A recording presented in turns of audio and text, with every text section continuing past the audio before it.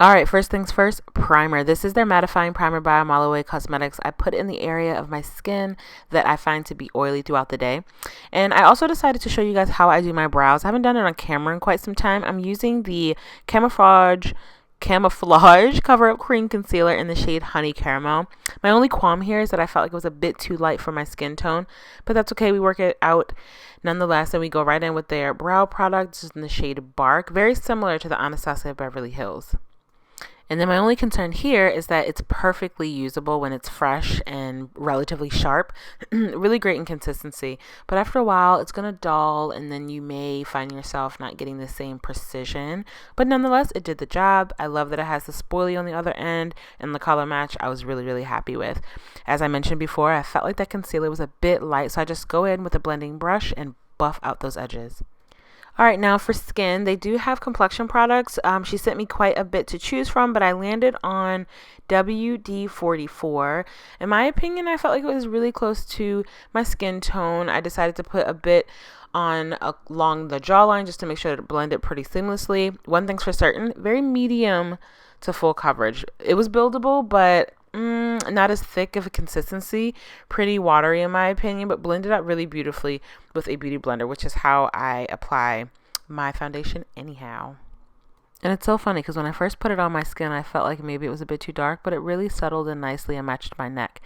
That Honey Caramel was really annoying me, so I used a little bit of my foundation and mixed it in to kind of tone down that highlight on my brow bone.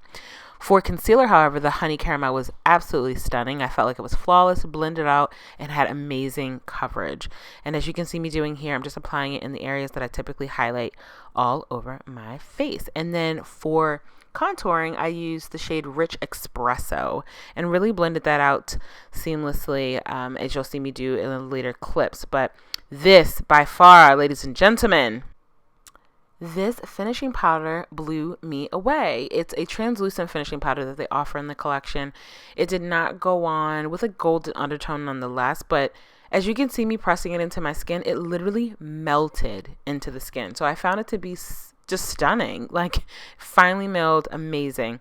And this is the Rich Espresso and the Camouflage Cream coverage concealer that I spoke about a little bit earlier. I apply it in the same areas that I do any of my other cream contour, and it blended out really, really seamlessly. And as you saw, I put it on after I did my setting powder, and it didn't cause any issues for me at all.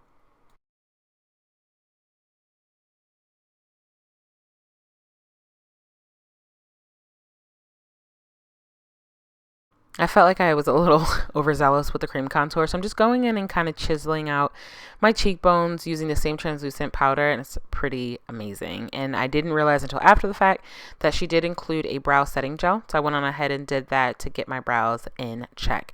This beauty right here is their new palette they just released. This is their World Tour eyeshadow palette. It comes with matte, shimmers, a whole row of pressed glitter pigment. It was crazy. But for my transition shade, I mixed Los Angeles and Monaco and put that right into my crease and blended it out in a windshield wiper motion. I've absolutely been loving the cut crease lately. I don't know what it is, but I'm having a long, very intimate moment with cut crease. So I decided to use the Honey Caramel concealer as my base for the shade. I went in with, what is it called? Atlanta, which is this beautiful hot pigment. I said hot pigment. Hot pink shadow. I didn't feel like it was as pigmented. It required a bit of building up, a little chalky, but nonetheless at the end it gave me the shade that I wanted. I just wanted something super vibrant. When I saw this palette, I just knew I had to go in or go home, and that's exactly what I did. I noticed I missed a clip, but in my inner corner, I used the shade Bermuda, which is this really pretty lavender shimmer shade. But there was nothing that was going to keep me away from these pressed pigments. So I used my finger initially, and I dipped in the shade Paris, which is kind of like a white iridescent, but had all these flecks of pink and purple. Just a beautiful, like, I've never used anything like this, so I was just captivated by the payoff. And there was a little bit of fallout. You just brush that away with a powder brush that maybe you use for setting your under eye, and we were good to go. I prep my eyelashes for my falsies, and then I apply my Lena lashes in the style 151. For my lower lash line, I'm just using the same shades that I used on the top, which was that Los Angeles and Morocco. And then I dipped into Atlanta with that hot pink just to bring the whole look together with cohesion. As far as the cheek, I'm using the Bare Minerals blush in the shade You Have Me at Merlot. For highlighter, I'm using my Anastasia Beverly Hills and Reezy collaboration. I've really been loving this, and I've been mixing it with other highlights, and they play really well together. I'm setting my skin with my Urban Decay All Nighter Setting Spray, and now it's time for a lippy. I am using my e.l.f. Cosmetics brown lip liner because I love that it has a lip brush at the end. And then for gloss, I'm using my Dose of Colors lip gloss.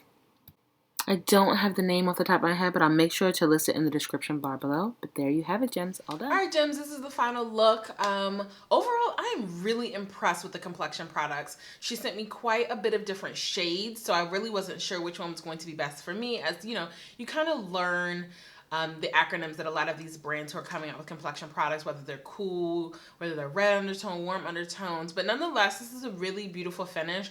One thing I can attest to is that it is relatively medium coverage. There are some spots where I can still see some of my scarring, but I'm comfortable with that because I feel like in certain transitions in season, maybe a full face just isn't conducive to your climate. So I'm really impressed with that. One of the breakout products for me was by far the mattifying finishing powder. It is so finely milled. It felt smooth. It almost felt as soon as it hit my skin that it melted into my skin, leaving it super flawless and not powdery or white. So I don't know. I'm pretty speechless about this product. So I have to give kudos where due. You guys saw how I highlighted underneath my brow with the Camouflage Cover Cream and Honey Caramel.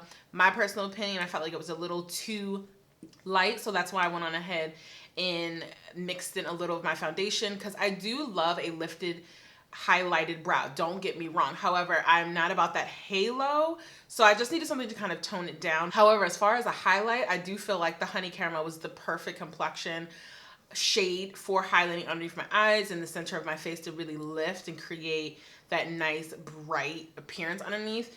As far as let me pull it up. As far as the eyeshadow palette, I am so blown away. There's absolutely nothing negative to say about this. I felt like it was very pigmented. I love the fact that you're getting everything here. You're getting your mattes, you're getting your shimmers, and then this entire row of pressed glitter pigment. Ma'am, I mean, I wasn't really gonna go for something super dramatic today, but I just couldn't kind of like stop myself from pressing into these products and seeing what they look like on the skin. So they are really, really beautiful. I highly suggest you guys picking this up. They are an independent cosmetic brand, and that's really what I wanted to accomplish today, was exposing you guys to other brands out there that aren't necessarily saturated on social media, and find out whether or not they were going to give you the same quality of the products that you guys are accustomed to using. And I love that they've stepped into the complexion space, because, I mean, you know how I feel about complexion products, so why not try out new, amazing things? The brow product, in my opinion, was super nice.